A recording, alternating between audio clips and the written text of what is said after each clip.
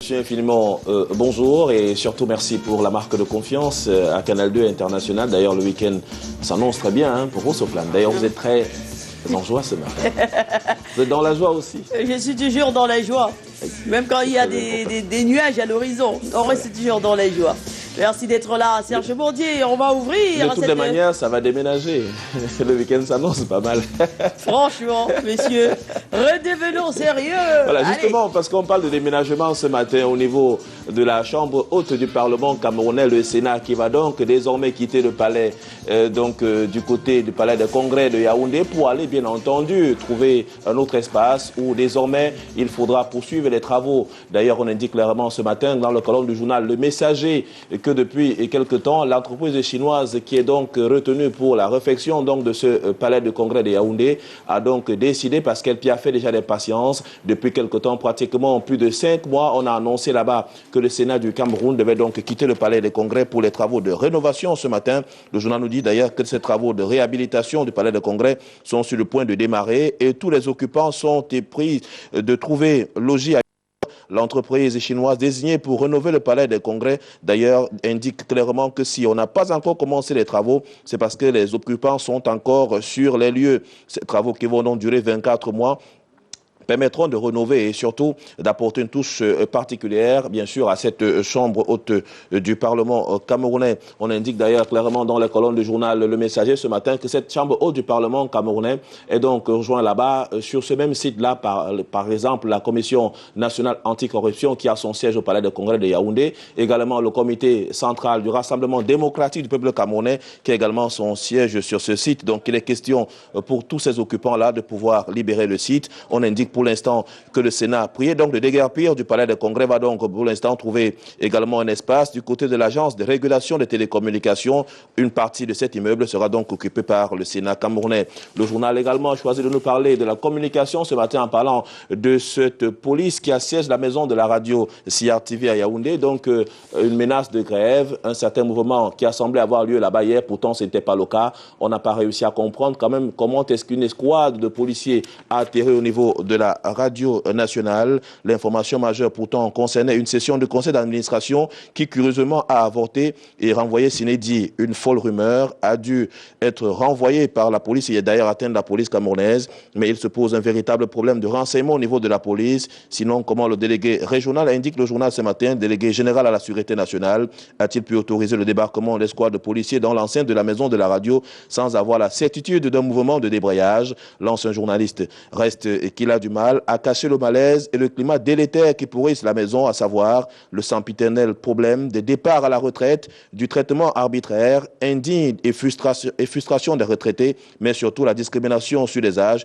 de départ à la retraite. Le journal essaie quand même de nous faire comprendre qu'au-delà de cette catégorie, il existe quand même deux types de catégories de personnes qui fonctionnent au sein de la télévision nationale. Il y a donc des fonctionnaires à deux vitesses. Les premières catégories inquiètent et indiquent d'ailleurs que celles des personnes qui sont concernées au niveau de la télévision radiodiffusion du Cameroun, il y a ces deux types, les personnels fonctionnaires en détachement et les personnels employés directement recrutés à la direction générale de la tour d'aluminium. Le fait curieux alors que les fonctionnaires vont à la retraite à l'âge de 55 ans. L'autre catégorie atteint l'âge pratiquement limite de 60 ans, indique également le journal. C'est donc à lire dans les colonnes du journal Le Messager. Également, on reste au niveau de la seconde chambre du Parlement, donc la chambre basse du Parlement camerounais, l'Assemblée nationale du Cameroun. Le journal nous indique également ce matin que les factures de connexion Internet ont atteint la somme de 17 millions de francs CFA. D'ailleurs, les questeurs se posent énormément de questions sur cette facture-là. La représentation nationale de la le tournée avant de la douloureuse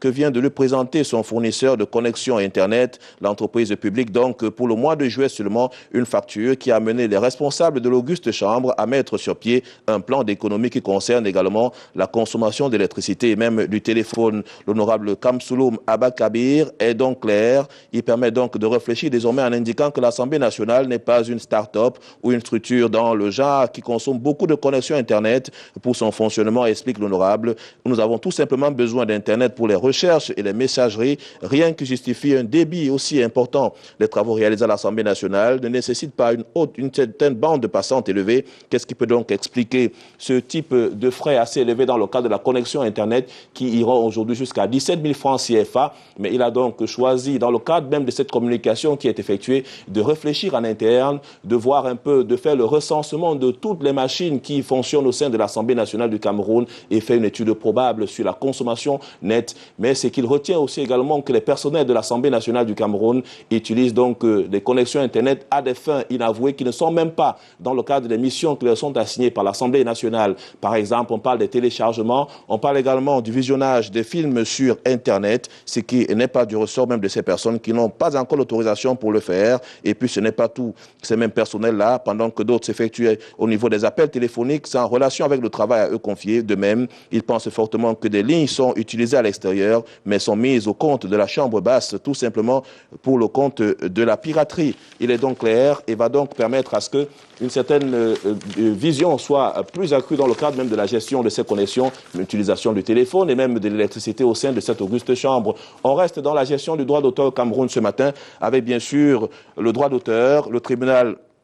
Va-t-il débouter le Premier ministre et chef du gouvernement du Cameroun? Le juge administratif sera-t-il clair dans sa décision alors qu'elle a écouté les différentes parties pendant plusieurs semaines à la suite donc de cette plainte adressée par un certain collectif des artistes du Cameroun? Donc le comité ad hoc en indiquant que cette entrée en scène du patron de l'administration du Cameroun, des services Premier ministre dans le domaine assez complexe et sensible du droit d'auteur de l'art musical était donc motivée selon lui par la nécessité de faire des propositions en vue de l'assainissement de la gestion du droit d'auteur et droits voisins de l'art musical au Cameroun. Bien sûr, on indique en laissant entraîner dans la dédale de la mafia du droit d'auteur. Le chef du gouvernement du Cameroun n'avait d'ailleurs pas imaginé qu'il s'y trouverait les mains liées, pris entre deux feux, celui de l'indignation et la colère des ayants droit et du droit d'auteur de l'art musical. L'heure de vérité a donc sonné, indique ce matin, pendant 2 semaines. Le président du tribunal administratif de Mendon, le juge Alexandre Anabambo, a conduit les débats. Le magistrat a écouté les conseils des deux parties. Les avocats de l'État du Cameroun ont invoqué la question de la supériorité hiérarchique du Premier ministre dans l'action de la coordination de l'action gouvernementale, l'argument sur le respect d'une instruction du président de la République, des arguments qui ont été contrariés et battus en brèche par les avocats de la SOCACIM, selon eux, du point de vue de la loi 2000 sur le droit d'auteur et le décret d'application de novembre 2001, l'opportunité et la tâche d'octroyer l'agrément est de la responsabilité exclusive du ministère des Arts et de la Culture du Cameroun. C'est donc une affaire à suivre. Et puis lui également fait une sortie ce matin dans les kiosques. Lui, c'est Adolphe Mundi, Petit Pays, l'artiste musicien camerounais, qui s'exprime d'ailleurs sur son parcours. Il essaye de faire comprendre ses positions dans la bataille que mène le Cameroun contre Boko Haram. Il dit clairement ce matin que pour qu'il chante face à cet ennemi-là, il faut que le président de la République lui donne des instructions claires et nettes. C'est donc une interview de toute une page à lire ce matin dans les colonnes du journal Le Messager. Il dit d'ailleurs qu'il appartient à toutes les religions, que ce soit chez les musulmans ou chez les chrétiens. Il entend quand même, et comme il veut chanter pour la plupart d'entre eux, Tibi Joshua est un ami qu'il a adopté. Il dit d'ailleurs qu'il a connu, ils sont entrés dans la profondeur des choses. Il dirait d'ailleurs ce qu'il a vu là-bas. Il n'entend pas mettre cela au devant de la scène pour informer le grand public. Et pour autre question, dans le cadre de cet entretien, la question posée à Petit Pays, si aujourd'hui il venait à être appelé à constituer l'un des membres du gouvernement de la République du Cameroun, Petit Pays est clair. Il indique dans les journaux ce matin qu'il va refuser de devenir ministre dans ce pays parce que, en étant ministre, il faut respecter scrupuleusement la feuille de route que le chef de l'État lui a confiée. Du coup, il va se voir ainsi difficilement accéder à cette grande mission qui lui est confiée parce que les populations ont l'habitude de le voir en jupe, en talons, en donnant des concerts partout dans le monde entier, ce qui n'est pas acceptable pour lui aujourd'hui parce que tout ce qu'il a fait dans le cadre de la grandeur musicale sera ainsi effrité en quelques temps seulement. Et puis on sortira par là, bien sûr, en dirant d'ailleurs dans le marché des assurances, un marché de 40 milliards de francs CFA à peine. Il est miné sous tarification au cœur des échanges, donc hier dans la capitale économique du Cameroun, ici à Douala. Les experts se sont donc exprimés sur la question également pour voir un peu plus clair dans le cadre de la gestion même de ce marché marché des assurances au Cameroun. Et puis Europe Plus, le journal de Michel Michou-Moussala est également dans les kiosques ce matin, au-delà des mesures sécuritaires qui sont bafouées dans le cadre de la bataille effrénée contre Boko Haram. La question qui barre la une du journal, c'est de savoir si le Conseil national de la communication du Cameroun va-t-il suspendre le journal Aurore Plus. Dans cette colonne ce matin, le directeur de publication indique qu'ils ont reçu des coups de fil de leurs confrères qui leur disaient clairement qui leur signifiait qu'ils pourraient être fermés entre-temps sur les décisions qui ont été prises par le Conseil national de la communication. Et également, le journal s'interroge sur les membres du Conseil de la communication. Se sont-ils compromis dans le cadre de la mise en place et de l'application des mesures qui ont été prises pour sanctionner même quelques journalistes et même des médias qui sont à proie des dérives dans notre pays, le Cameroun. Il dit également être surpris par cette nouvelle. Michel Michou-Moussala, cette nouvelle qui s'est répandue telle une traînée de poudre alors que la session qui se tient dans le secret n'est pas encore achevée et que la décision n'est pas encore officielle, surtout qu'entre les délibérations et la publication des sanctions, il y a encore une procédure tacite qui voudrait que la tutelle gouvernementale valide. C'est à l'issue de cette validation que la décision définitive est rendue officiellement. D'ailleurs, il s'étonne de ce que certains confrères, dans un élan jubilatoire pour annoncer la victoire, ont donc choisi de publier dans le cadre, bien sûr. Ils faisaient d'ailleurs obtenir la tête de ce dernier, puisqu'ils vont même jusqu'à donner le quantum des peines. 3 mois de suspension temporaire pour le journal Aurore Plus et 6 mois pour Michel Michou-Moussala et l'un de ses journalistes Info ou Intox. C'est donc à lire dans les colonnes du journal. Ce qu'on peut aussi retenir au sortir de cet article, le directeur de publication Michel Michou-Moussala dit que de telles mesures doivent être prises au sérieux, lui et son personnel se mettant au devant de la scène pour essayer un peu de revoir avec minutie ce qui peut être fait. Mais le journal reste dans le cadre de la gestion du Conseil national de la communication en indiquant clairement que le CNC à la fois illégal et illégitime dans la manière de fonctionner avec des sanctions qui sont prises, avec bien sûr un ancrage dans le cadre de la reprise même de la sanction qui pourrait être celle-là même, avec bien sûr une véritable influence. Il indique clairement d'ailleurs que depuis plusieurs mois, le Conseil national de la communication s'illustre par des sanctions infligées à de nombreux journalistes et même organes de presse. C'est à lire simplement dans les colonnes du journal. Il choisit également de nous faire part de quelques publications qui pourraient être à la base d'autres sanctions infligées par le Conseil national de la communication à l'issue donc de cette session qui se tient donc de ce côté-là pour voir l'applicabilité des mesures éventuelles qui ont été prises par le Conseil national de la communication du Cameroun et surtout la manière avec laquelle la presse voudrait donc continuer son travail. Et quelques acteurs s'expriment également ce matin dans les colonnes de ce journal. On parle bien sûr que le CNC qui ressuscite les sanctions de 1990, avant bien sûr la loi sur la communication visuelle au Cameroun, ce qui avait été fait là-bas pour accompagner même la presse. Mais quelques acteurs qui ont donc également choisi de s'exprimer ce matin dans les colonnes du journal Europe Plus parlent non seulement de cette liberté de la presse qui a des entraves, mais aussi des réactions qui vont dans le sens d'une sorte de dérive. D'autres disent par exemple que le Conseil national de la communication devait un peu être plus accentué dans le cadre même de la probité morale et même du comportement des journalistes et même leurs conditions de vie. C'est le cas d'ailleurs de Banda Kani ce matin qui s'exprime dans les colonnes de ce journal pour Henriette Ekoué, éditorialiste et directrice de publication. Le CNC aujourd'hui est en train de ramener la presse aux années ténébreuses de la dictature du parti unique et bien sûr Bertrand Batana, journaliste du CNC, doit revisiter sa façon de faire, sinon c'est la liberté de la presse qui d'ailleurs va en pâtir. D'autres acteurs s'expriment donc dans les colonnes de ce journal que vous retrouverez forcément en kiosque ce matin. On parle également les contrats qui ne font pas avancer l'entreprise en charge donc du secteur aérien au Cameroun. Depuis quelque temps, ces contrats qui sont signés par ces différents directeurs généraux qui freinent donc son élan. Le journal La Nouvelle Expression choisit de nous parler ce matin de ces contrats avec Alaké, bien sûr. Tout cela même qui sont passés dans le cadre de la gestion de cette entreprise. Et puis autre chose, 29 ans après, on revoit d'ailleurs sur l'oreille de une du journal La Nouvelle Expression ce matin, 29 ans après, la tragédie de Lac-Nio, cette catastrophe qui a endeuillé plusieurs familles dans notre pays, le Cameroun notamment, et puis comment la vie reprend à ce niveau, notamment dans cette zone. Le Lac-Nio, 29 ans après, la vie renaît après cette tragédie. On indique dans les colonnes de ce journal d'ailleurs que l'explosion dont les faits s'étaient étendus sur un rayon de plus de 10 km a eu des effets assez complexes sur la population camerounaise, allant bien sûr dans le cadre de la sensibilisation qui avait été forcément faite à cette occasion. On revient progressivement avec ce qui est fait depuis quelque temps par les pouvoirs publics, notamment du Cameroun pendant près de 3 heures. À cette époque-là, le gaz mortel décima dans la nuit du 21 août 1986 à partir de 21h30. Pour cette commémoration aujourd'hui, tous les êtres vivants excepté les plantes. Le gaz carbonique s'était élevé jusqu'à une altitude de 120 mètres au-dessus du niveau du lac d'eau, donc avant de s'abattre sur les villageois et les animaux. Bien sûr, ce gaz carbonique causa la mort d'environ 1750 personnes et plus de 4000 bêtes qui avaient été frappées par ce gaz naturel-là. On parle aussi également de quelques officiers, un commissaire de police qui vivait à Douala, mais qui s'est retrouvé avec toute sa famille dans cette zone-là, qui ont donc péri à la suite donc de ce gaz, qui s'est donc volatilisé en créant de nombreux dégâts aussi, et puis des pertes en vies humaines. Les espoirs donc de ce dégazage à la faveur donc de la descente, même là-bas dans cette zone, de quelques organisations qui décident un peu de revoir et de refaire comment est-ce qu'il faut encadrer ce site qui pourrait être beaucoup plus d'un apport sur le plan énergétique dans notre pays, le Cameroun. Et d'ailleurs, on dit, même s'il reste un danger en cas de dégazage brutal ou d'éruption linique, ce gaz peut satisfaire des besoins énergétiques dans notre pays. En dehors de la tragédie de Lac Nyos, le Cameroun a été frappé le 15 août 1984 par cette même catastrophe du lac dans le Monoun, en Djimoun,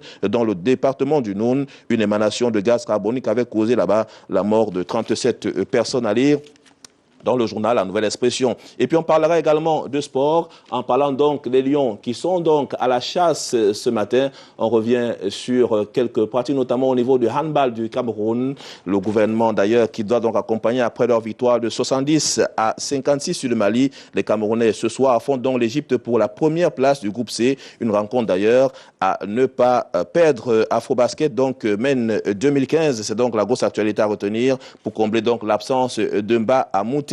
Et puis chacun pour soi, au niveau de la fédération sportive, prépare les athlètes dans la clandestinité, même si les mesures d'accompagnement ne sont pas mises de manière efficace par rapport à l'ensemble des fédérations du Cameroun, notamment pour le cas de la Fédération camerounaise de football. Le journal dit ce matin que acquis mieux, la Fédération camerounaise d'athlétophilie a donc débuté sa préparation depuis le 18 mai dernier par un stage externe avec les 15 haltérophiles qualifiés. On parle également de la sélection nationale de handball féminine en préparation depuis bientôt un mois, emboîtera également le pas aux autres équipes. Ce sont donc, entre autres là, les sacrifiés pour le compte du football camerounais.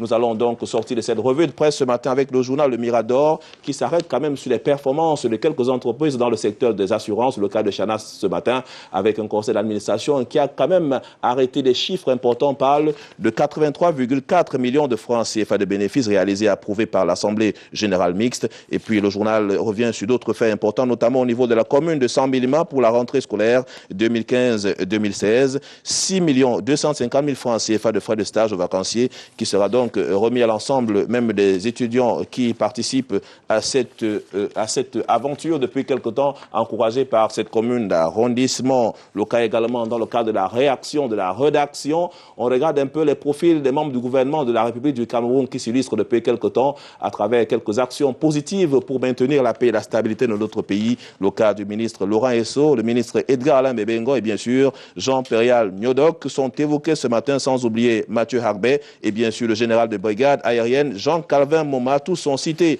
dans les colonnes de Bookfist, le journal Le Mirador, que bien sûr vous retrouverez forcément dans les kiosques ce matin. C'est donc à lire. Et surtout, mesdames, messieurs, merci infiniment pour avoir suivi avec tout l'ensemble de cette revue de presse. On vous retrouve lundi prochain avec le même plaisir. Très bon week-end à toutes et à tous et surtout, sortez couverts. Au revoir. Merci beaucoup, Serge Bondier. Bon week-end à vous également à Yaoundé. Ghislain Pierre et Sono, c'est à vous, messieurs.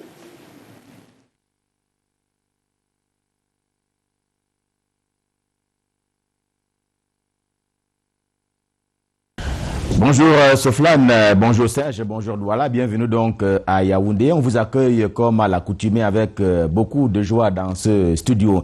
Et nous commençons ce matin par le quotidien à capitaux privés Mutation qui est donc en kiosque ce matin, qui ne se veut surtout pas oiseau de mauvaise augure. Mais le journal en kiosque ce matin annonce avec l'économiste Dieudonné Somba que la crise au Cameroun sera pire qu'en Grèce.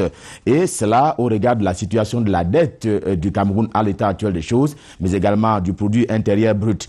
Le chef de l'État camerounais autorisait très récemment encore, on s'en souvient, près de 1700 milliards de francs CFA à contracter par le Cameroun. Et aux yeux de l'analyste Dieudonné Essomba, Yaoundé court simplement droit vers un retour à l'ajustement structurel. Le Cameroun est en crise, c'est une crise économique et financière, et la crise est d'ailleurs consommée notamment au niveau de l'endettement. Selon que le déclare ce matin l'économiste Dieudonné Essomba dans le quotidien à capitaux privés Mutation en kiosque ce matin. Et puis, quelle mouche a pu piquer le capitaine des Lions indomptables du Cameroun, Stéphane Mbia, lui qui joue sur un terrain où on l'attend le moins, c'est-à-dire la politique. Eh bien, lui originaire de la région du centre et précisément de la banlieue de Bankomo, non loin de la cité capitale Yaoundé. Comment se pose-t-il, c'est une question que se pose Mutation, comment a-t-il donc pu en arriver à évacuer sa famille du côté de la Turquie sous le fallacieux prétexte que Boko Haram, du nom de cette secte terroriste, serait aux portes de la capitale camerounaise Yaoundé? Question: comment un capitaine de l'équipe nationale de football peut-il manquer tant de patriotisme et surtout d'engagement et même de courage, écrit notamment Daniel Ndjobo du quotidien Mutation en kiosque ce matin. Mais il y a plus grave ce matin au menu de Mutation, c'est d'ailleurs ce qui fonde la grande une de ce quotidien ce matin, lorsqu'il indique que le Sénat a été expulsé du palais de congrès de Yaoundé. Motif: non-paiement du loyer. Et pour la petite histoire, le Sénat camerounais, qui est donc l'une des chambres du Parlement camerounais, la chambre haute, on aime à l'appeler ainsi, le Sénat est le Rassemblement démocratique du peuple camerounais, RDPC, deux locataires du palais de congrès de Yaoundé, que donc ces deux locataires causent des pertes annuelles au palais de congrès de Yaoundé de l'ordre de 318 millions de francs CFA. Et au sujet de cette expulsion encore, le directeur général du palais de congrès de Yaoundé, Christophe Mienzok, a plutôt signifié au journal Mutation que c'est pour des raisons de réhabilitation de l'immeuble simplement. Le quotidien de l'émergence insiste cependant sur cette information, en précisant même que des scellés ont été apposés, tantôt au niveau de l'entrée principale du Sénat, tantôt aux entrées secondaires, que de toute façon donc, cela ressemble à s'y méprendre à un acte judiciaire. Et désormais donc, la Chambre haute est sans domicile fixe. Elle est donc SDF. La grande une du quotidien Émergence mentionne ceci au sujet du massacre Bamileke et des Bassars, et c'est à la forme interrogative pour savoir si le général Pierre Semengue est négationniste. L'homme a notamment dédouané les forces de défense françaises et camerounaises en affirmant que 90% des massacres pendant le maquis étaient le fait des populations elles-mêmes. Et là-dessus, les experts s'affrontent comme chaque vendredi dans le quotidien Émergence en kiosque ce matin. Il a le droit de donner sa version des faits selon Sinjun Pokam qui a été rencontré par le journal. Il a plutôt fait preuve de négationnisme, j'y arrive, selon donc maître Emmanuel Sim, qui est donc avocat au barreau du Cameroun et l'un des responsables du MRC. La grande une de Cameroun Tribune, puisque l'édition du jour est également en kiosque, est tout en tenue militaire. Et justement, c'est parce que ce jour même ici à Yaoundé, le Premier ministre chef de gouvernement, Philemon Yang, préside au nom du chef de l'État camerounais, Paul Biya, et cette cérémonie d'attribution des remises, d'attribut donc d'honneur. Ce sera notamment du côté de la brigade du quartier général, ici même à Yaoundé, et la cérémonie sera faste, selon que l'annonce Cameroun Tribune ce matin, s'agissant de ces 5 généraux qui ont donc été récemment nommés par décret présidentiel. Et dans la territoriale, le pied de une de Cameroun Tribune ce matin annonce que Mayo Darlé, c'est une bonne nouvelle s'agissant donc de la demande sociale au Cameroun, et la ville est désormais arrosée par de l'eau potable, selon que l'indique le journal, et l'investissement a coûté 200 millions de francs CFA, et Mayo Darlé, dans le Mayo Bagno, est désormais équipé en eau potable, et d'ailleurs la ville compte en son sein près de 15 000 âmes. La ville est donc désormais soulagée. C'est encore la territoriale qui préoccupe le quotidien Bleu et son directeur de publication Aman Mana, qui ont fêté discrètement le 7e anniversaire du journal hier. Sa grande une donc nous apprend que Bamenda, la capitale du Nord-Ouest, est désormais coupée du reste du Cameroun, car la route reliant la capitale de la région du Nord-Ouest au reste du pays est désormais impraticable. La nationale numéro 4 est décapé et abandonné. Ce sont là les termes du quotidien bleu. Le délabrement est avancé, précise le journal de Aman Mana. On reste à Bamenda, la capitale de la région du Nord-Ouest, avec l'unique quotidien camerounais d'expression anglaise. J'ai nommé The Guardian Post en kiosque ce matin. Drama and book launch à Songani meet Waterloo in Bamenda. Réaction donc du chairman du SDF, Nijon Fundi, suite à cette rencontre entre les deux personnalités auxquelles j'ai fait allusion. Eh bien, le compte rendu à l'issue de leur rencontre est simplement truffé de mensonges selon une réaction de Nijon Fundi ce matin. Le chairman a même dit avoir assisté aux funérailles de la folle sœur de M. Asongani. C'est une citation, qui est par ailleurs ancien secrétaire général de Social Democratic Front, devenu opposant à cette formation politique. Autre information politique qui est contenue dans le journal The Guardian Post en kiosque ce matin. After transforming into political party, Scapo writes Biya. Et il fallait quelque peu s'y attendre au regard de la transformation d'un groupe sécessionniste hier, qui est donc devenu un parti politique aujourd'hui. Un sujet qui interpelle d'ailleurs le renseignement. Lequel renseignement fait la une de l'Indépendant ce matin avec ces lettres secrètes qui fâchent. Il y a eu, selon le journal, des lettres adressées à certains organes de presse à capitaux privés par des éléments de force et de défense, soit des fuites autour des stratégies, des fuites faisant notamment parfois état des dénonciations des soldats à l'encontre de certains généraux qui sont accusés à tort ou à raison de confiscation des droits des troupes. En tout cas, c'est ce que traite le journal Indépendant en kiosque ce matin. De l'économie également, au menu du quotidien de l'économie qui est donc spécialisé en les questions économiques et financières.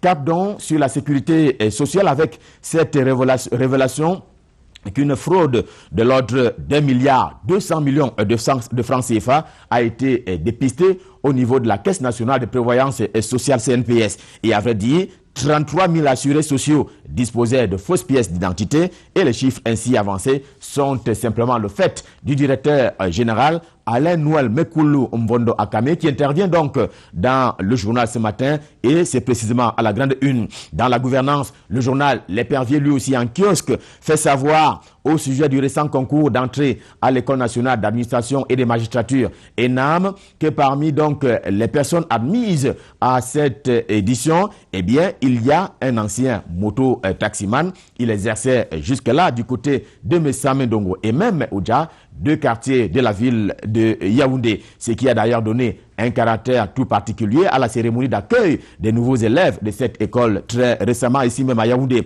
En grande une de l'Épervier, c'est ce directeur de publication, vous allez le voir, qui a séjourné à Konengi, Konengi étant la prison principale de Yaoundé, la capitale camerounaise. Il y a séjourné 6 fois et le journal est surpris que ce directeur de publication continue d'exercer. L'Épervier n'a pas non plus manqué de mettre en lumière pour revenir un peu à la cérémonie d'ouverture du salon de l'action gouvernementale édition 2015 et le journal met en lumière le maire Luc Kassamba de la commune de Yaoundé est deuxième, lui donc qui a présidé la cérémonie d'ouverture de Sago 2015, laquelle édition, c'est un rappel, prend d'ailleurs fin ce jour même ici à Yaoundé. Coup de testament à présent avec justement le journal Le Testament en kiosque ce matin qui met un accent sur le canton Lam. C'est un sujet d'ordre culturel et touristique et le journal met un cap sur Lam et notamment à la chefferie. Lam, c'est non loin c'est précisément dans la région du Nord au Cameroun, département du Mayo-Louti, arrondissement de Figuil, un véritable site touristique qui fait parler un peu l'histoire du Cameroun, selon qu'il faut évoquer le tourisme, mais également le culturel camerounais. Mais pour sa part, The Horizon, en kiosque ce matin, écrit ceci, Nigeria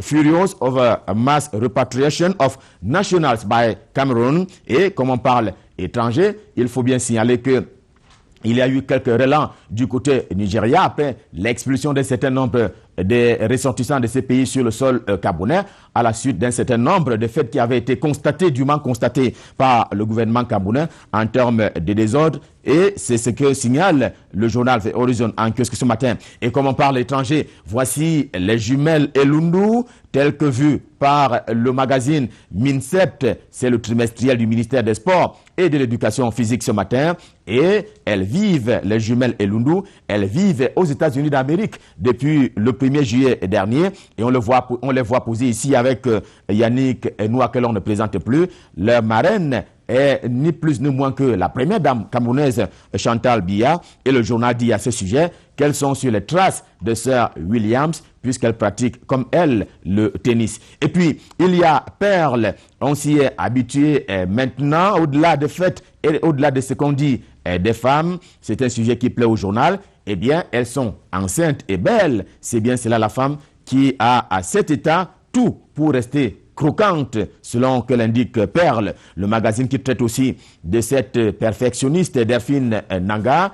Et pour ainsi le dire, Rose Simone Mangele et son équipe de Perles proposent une édition de Perles donc pour tous, et c'est bon naturellement pour le week-end. Eh bien, et sachez-le, c'est également un sujet qui est traité par Perles, les cadeaux ont des pouvoirs. On le lit ainsi dans le magazine Perles en kiosque ce matin. Revue de presse Made in Yaoundé Stop FM ce matin, en rappelant quelques rendez-vous de magazines d'information. Tout à l'heure à 11h, un jour, un événement, une édition quelque peu spéciale. Rodrigue Ntongue recevra Anani Rabier Binzi pour revenir un peu sur cette émission La Tribune de l'Histoire, édition spéciale avec le général Pierre Semengue. Demain samedi, la retrouve à 9h30 avec Monique Naoussi. Dimanche, 11h30, Canal Presse Boubangomna. Et ce même jour-là, c'est-à-dire dimanche, je serai en votre compagnie lorsqu'il sera 20h30 dans le cadre de l'émission L'Arène avec comme invité un certain Jean-Bruno Tagné. Allez, Soflane, je vous renvoie l'antenne, non sans avoir dit joyeux anniversaire à Carole Demadjou, qui a donc eu un an de plus hier. Et je vous renvoie l'antenne pour la suite et la fin de Canal Matin, en souhaitant à vous-même et à nos millions de téléspectateurs un excellent week-end. C'est à vous, Soflane, c'est à vous, Douala.